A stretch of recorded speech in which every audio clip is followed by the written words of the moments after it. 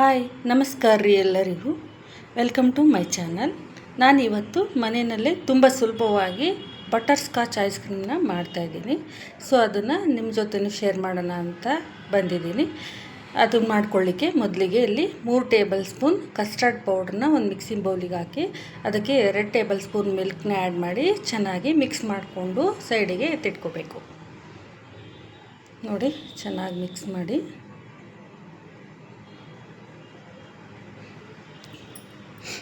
Custard ready ಆಯಿತು. ಅದು mix ಮಾಡಿದ್ದು. ನೆಕ್ಸ್ಟು ಸ್ಟವ್ ಮೇಲೆ ಒಂದು ಪಾತ್ರೆ ಇಟ್ಟು ಅದಕ್ಕೆ 1 ಕಪ್ ಹಾಲನ್ನು ಸೇರಿಸಿ 2 ಟೇಬಲ್ ಸ್ಪೂನು ಸಕ್ಕರೆನ ಆ್ಯಡ್ ಮಾಡಿ ಚೆನ್ನಾಗಿ ಮಿಕ್ಸ್ ಮಾಡ್ಕೋಬೇಕು.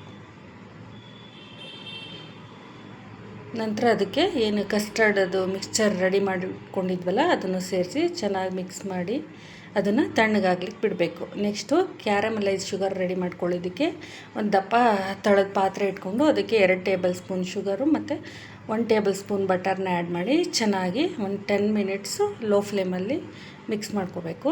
ನೋಡಿ, ಈ ಥರ ಆಗಿದೆ. ಇದು ಶುಗರು ಕರಗಿ ಅದಕ್ಕೆ ಒಂದು 5ರಿಂದ 6 ಗೋಡಂಬಿನ ಸೇರಿಸಿ ಒಂದು ಪ್ಲೇಟಿಗೆ ಬೆಣ್ಣೆನ ಅಥವಾ ತುಪ್ಪನ ಯಾವ್ದು ಬೇಕೋ ಅದನ್ನು ಸವರಿಟ್ಕೊಂಡು ಅದ್ರ ಮೇಲೆ ಇದನ್ನು ಹರಡಿ ಅದು ತಣ್ಣಗಾಗಲಿಕ್ಕೆ ಬಿಡಬೇಕು. ನೆಕ್ಸ್ಟು ಇನ್ನೊಂದು ಕಡೆ ಇನ್ನೊಂದು ಮಿಕ್ಸಿಂಗ್ ಬೌಲ್ ತೊಗೊಂಡು ಅದಕ್ಕೆ ಅಮೂಲ್ ಅವ್ರದ್ದು ಫ್ರೆಶ್ 1 ಕಪ್ ಕ್ರೀಮ್ ತೊಗೊಂಡು ಚೆನ್ನಾಗಿ ಬೀಟ್ ಮಾಡಿ ಇಟ್ಕೋಬೇಕು. ನೋಡಿ, ಚೆನ್ನಾಗಿ ಬೀಟ್ ಮಾಡಬೇಕು.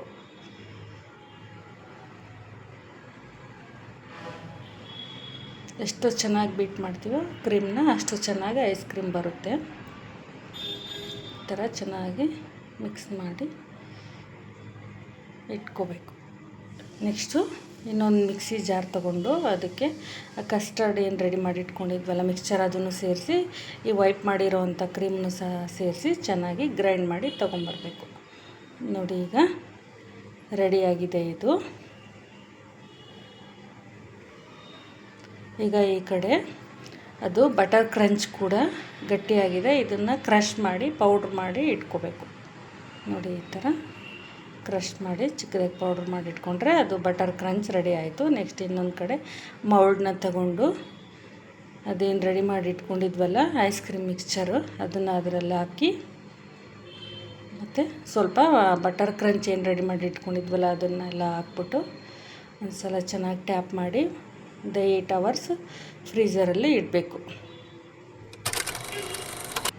ನೋಡಿ, ಈಗ ತುಂಬಾ ಚೆನ್ನಾಗಿರೋವಂಥ ಬಟರ್ ಸ್ಕಾಚ್ ಐಸ್ ಕ್ರೀಮ್ ಮನೆಯಲ್ಲೇ ರೆಡಿ ಆಯಿತು. ಹೊರಗಡೆ ತಂದು ತಿನ್ನೋದಕ್ಕಿಂತ ಮನೆಯಲ್ಲೇ ತುಂಬ ಸುಲಭವಾಗಿ ಕಡಿಮೆ ಇಂಗ್ರೀಡಿಯೆಂಟ್ಸ್ ಬಳಸಿ ಮಾಡಿಕೊಡ್ಬೋದು ಮಕ್ಕಳಿಗೆ. ನೀವು ನೋಡಿ, ತುಂಬ ಚೆನ್ನಾಗಿ ಬಂದಿದೆ. ನೀವು ಒಂದು ಸಲ ಮನೇಲಿ ಟ್ರೈ ಮಾಡಿ ಹೇಗಿದೆ ಅಂತ ನೀನು ಕಮೆಂಟ್ ಮಾಡಿ ತಿಳಿಸಿ. ನೋಡಿ, ಎಷ್ಟು ಚೆನ್ನಾಗಿ ಬಂದಿದೆ ಅಲ್ವಾ. ಮೇಲೆ ಈ ಥರ ಬಟರ್ ಕ್ರಂಚಿಂದ ಗಾರ್ನಿಷ್ ಮಾಡಿದರೆ ಸಖತ್ತಾಗಿರೋವಂಥ butterscotch ice cream ready. Thank you for watching. Bye.